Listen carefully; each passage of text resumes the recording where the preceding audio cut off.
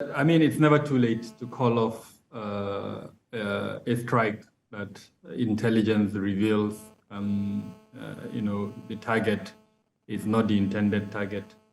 In this instance, there has been several instances, I think, and Tony mentioned it at some point, where such collateral damages have occurred.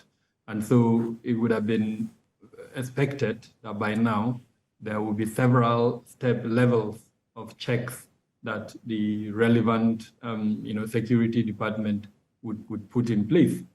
So in this instance, as an example, even after deploying the drone, and then of course the communication between the strategic headquarters, as it were, and then the operational command, as well as the field command, would be as such to ask those relevant questions.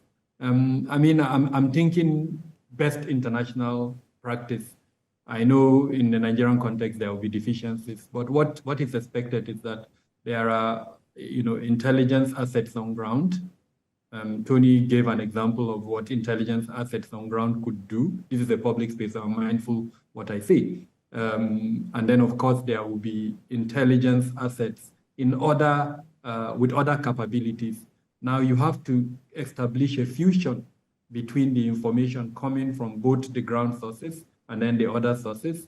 And then once you identify the target, the next thing you ask is, can you take out that target with limited collateral damage?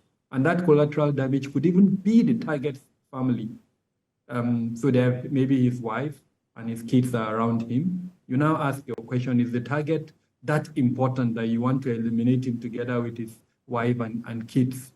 And if the answer is one that the command center cannot answer, they refer back to the operational command center. And then of course, it goes up the chain like that until a decision is taken to say, okay, we do understand that this is the target, it's been established. These are the likely collateral damages, but we believe that the relevance of taking out this target supersedes so those are the kind of considerations. Yes, and I think it's only fair to say that the tension must be tremendous because you're in an operational situation.